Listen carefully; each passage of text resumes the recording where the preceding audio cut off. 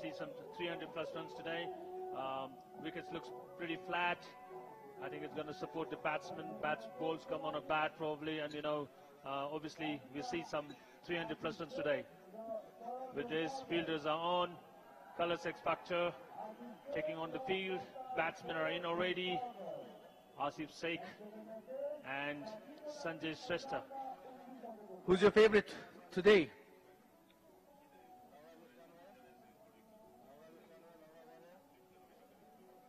Sher, who's your favorite? I want to go. I told you before the tournament started, I've told you punch. You can say there's a point, covers, and you have a very short cover there.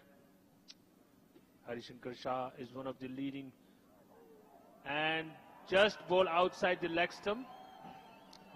Wicketkeeper Gannon. Are we looking at the first boundary? Yes, indeed. I think they've stopped before the boundary there. Is it Sanjan Regmi there? Yes, you're right. Leg by, called by the umpire. Umpire's going to leg by there, down the leg side, and they've taken a bye there, leg by.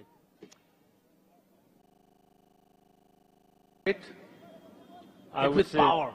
Maybe would have been gone for fours. Maybe, yeah. Because the straight boundary, don't want there. Both the fielders are up. Asif Sheikh, one of the youngster, batted superbly in this. And this is what I was saying. Beautiful shots, straight over the head of the umpire, and 1-2 bounce into the boundary for 4 runs. Second boundary of the inning. Cricketing world my safest place to hit a boundary once I'm into zone line. Especially if you don't have long off, long on, yadi chaina bhane mid off, mid on le. If you just cross them, alikati elevated shot hanasa, that's the safest boundary. Absolutely, Surajji. Middle off stump definitely is going to go up to the batsmen, right. Not to forget. Look at that. Yes. Amarla थाहा छ राम्रोसँग निकै destructive batsman छन्. Karan त्यसकारण कुनै risk लिन चाहिरहेका छैनन्. There you go. Asif has good shot. Different role, playing towards the deep cover boundary for 4 runs. त्यतिको strongly built व्यक्ति होइनन् आसिफ. तर त्यही पनि timing. He's got a very good timing on the ball. Yes, timing को कुरा थियो त्यहाँ, Sher. And also he comes under the ball very nicely. Look at this one. Beautiful shot outside off stump. It was little slice of the bat. You're right. Definitely he wanted to play that inside out, opening of his bat. With this boundary, Asif got 2 boundaries in his belt. Already 8 runs is over.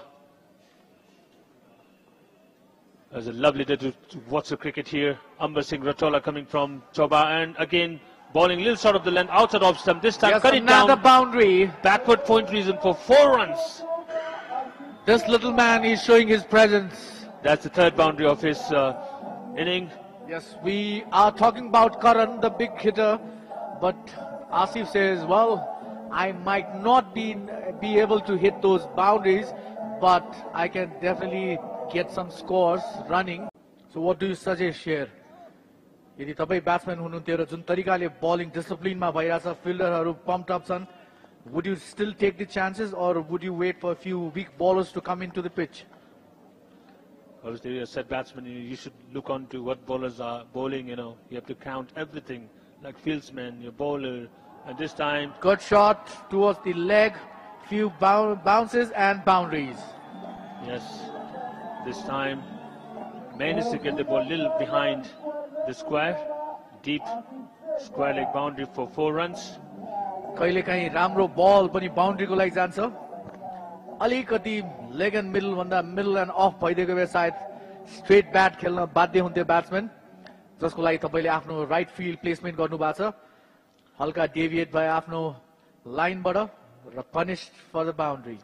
Anything in the middle and leg, batsmen try to swing the bat towards the mid-wicket area, and with this flow of going his wrist, a little bit movement, can get easily a boundary. Again, Rahul Pratap Singh, this time from the middle stump, he's flick it down to the deep square leg for 2 runs. र यदि पञ्चकन्याले कुनै decent score आफ्नो खातामा राख्न चाहन्छ भने Asif is the man. एउटा निकै इम्पोर्टेन्ट हुन्छ सुरुवात जुन उहाँले पाइसकेका छन् र म सुरुवात मात्र होइन एउटा पोजिटिभ सुरुवात देख्दैछु म आसिफ शेखको ब्याटबाट। यदि यसलाई निरन्तरता दिन सके मात्रै लुज बललाई पनिश गर्ने, राम्रो बललाई रेस्पेक्ट दिँदै अगाडि बढेर एटलिस्ट 17-18 ओभरसम्म उहाँले यदि खेलिदिए भने I am looking at a good score here.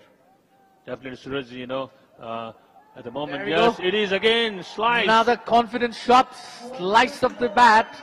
And it will deep extra, you can say, towards the deep point boundary for 4 runs again. Asif is in a mood to get some runs. They look at the slice of bat outside off stump towards the deep extra cover boundary. And Malla is the captain of Colours X Factor, thinking about changing the field probably. That's for 2 fielders, 1 in the point and second very close to the point. But you can say both the fielders are very close to each other. Again, this there you go. This could be another good attempt. Third man fielder tried to get it, couldn't get the hold of it. Straight to the boundary for 4 runs. Now I'll tell you, the problem with that fielding is he was not prepared. शङ्करले last कुरा के सोचेको थियो भने आफ्नो जीवनमा अहिले त्यो मोमेन्टको लागि कि अब नेक्स्ट बल मगाउँदैछ, and that is so not wrong with the fielder. त्यो हुनुहुन्न. You should think every ball is coming to you with a possibility of a catch. You can see there your fielder just diving and not getting to the ball. With this, Harisankar Shah just missed a chance, and after this 7 overs completed. That is some poor fielding, Mansumo. Presence of mind थिएन, attempt राम्रो. Final game भइरहेको छ र उठाएर हानेका छन्. Middle of the bat. निकै राम्रो timing र छक्का. Wide is long on को दिशामा 6 रन र यसको साथै आसिफ शेखको अर्धशतक पुरा.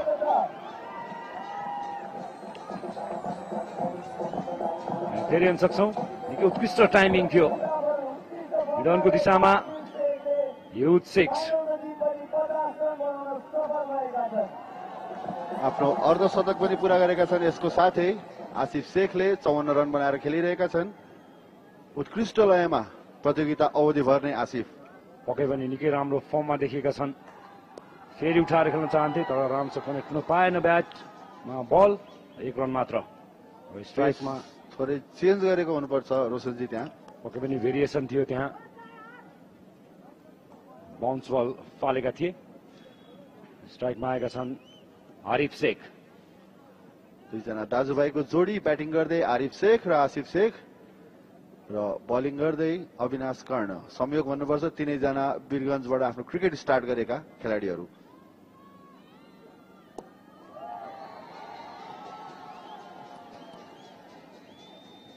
सफल गरेर आउटसाइड अफको बल स्लग गर्ने प्रयास थियो त्यहाँ आरिफको.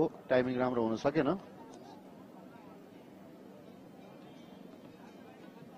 यो ओभरमा 11 रन आइसकेको छ. अझै 2 बल बाँकी छ. आफ्नो रन रेट 6.61 छ पञ्चकन्या तेजको. उठाएर खेलेका छन्. अर्को बाउन्ड्री. यहाँ छक्का आसिफ शेखको ब्याटबाट. सजिलै क्लियर गरेका छन्. लङ अफ बाउन्ड्री आसिफ शेखद्वारा. पक्कै पनि हाफ सेन्चुरी पुरा गरेपछि झन् आक्रामक देखिएका छन् आसिफ शेख. फेरि हेर्न सक्छौँ यो 6.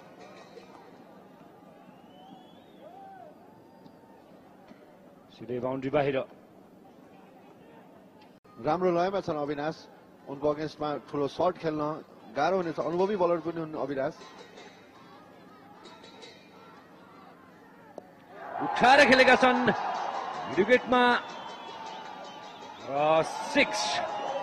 सर्ट खेलिसकेपछि यति कन्फिडेन्ट थिए उनी आफ्नो टाइमिङमा रन लिनको लागि पनि अगाडि बढेनन्. बलतिर पनि हेरेनन्.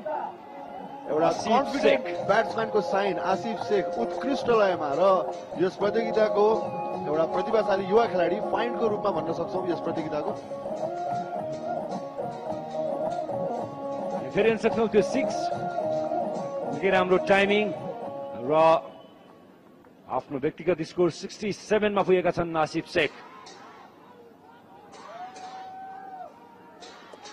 फेरि पनि अर्को सुन्दर प्रहार पोइन्टको माथिबाट 6 रनको लागि क्रिकेटको बुकमा one of the difficult shot पोइन्टको माथिबाट सुन्दर टाइमिङ 6 रनको लागि Aasif Sheikh back to back boundary त्यसो पनि 6 अविनाश कर्ण हामी फेरि हेर्न सक्छौँ निकै राम्रो टाइमिङ र उत्कृष्ट पावर ब्याट निकै राम्रो उछाएर खेलेका छन् यस पटक हावा बल फिल्डर छन् त्यहाँ बाउन्ड्री र यो सीमा रेखा बाहिर 6 रनको लागि आसिफ शेखद्वारा आसिफ शेखको कन्फिडेन्स हामी देख्न सक्छौँ स्ट्राइकमा जब लङ हिट गर्छन् आफैमा विश्वस्त छन् कि बाउन्ड्री क्रस हुन्छ भनेर उनी रन लिइरहेका छन् टाइमिङ त्यो एउटा सेल्फ कन्फिडेन्स फेरि हेर्न सक्छौँ यो 6 रिप्लेमा आसिफ शेखको यो प्रहार सुदीपजी उहाँको यो शट उत्कृष्ट टाइमिङ फेरि एकपटक अन्तिम 2 ओभरको खेल बाँकी 11 बल बाँकी छन् हामीसँग पक्कै पनि विकेट पनि हातमा छ र हामी ठुलो शटहरू देख्न सक्छौँ आसिफको फेरि एकपटक उठाएर खेलेका छन् र स्ट्रेट 6 कुनै पनि सम्भावना रहेन त्यहाँ मिड विकेटको ब्याट्सम्यानको लागि 6 रन लेन्थ बल गरिरहेका छन् ब्याट्सम्यान यो अन्तिम ओभरमा आएर बलरहरू माफ गर्नु होला लेन्थ बल तपाईँ गर्नुहुन्छ भने तपाईँ मौका दिइरहनु भएको छ ब्याट्सम्यानलाई ठुला शट खेल्नको लागि हात खोल्नको लागि देख्न सक्छौँ मिक्स गर्नुपर्ने हुन्छ पेस वा तपाईँ ब्लक होलमा रहनुपर्ने हुन्छ यदि तपाईँलाई ब्याट्सम्यानलाई हात खोल्ने मौका दिन चाहनुहुन्न भने एउटा सेट ब्याट्सम्यान स्ट्राइकमा भएपछि पक्कै पनि बलरलाई केही प्रेसर हुन्छ र त्यस अनुसार भेरिएसन गर्न खोज्छ र लुज बल फेरि एकपटक स्ट्रेट बलरको टाउको माथिबाट 6 ब्याक टु ब्याक 6 उत्कृष्ट लय युवा खेलाडी आरिफ शेख 97 रनमा पुगेका छन् आसिफ शेख व्यक्तिगत सम्भवतः यस प्रतियोगिताकै युवा खेलाडी जुन उत्कृष्ट जति पनि खेलाडीहरू देख्यौँ त्यसमध्ये उत्कृष्ट पर्फर्मेन्स गरिरहेका आसिफ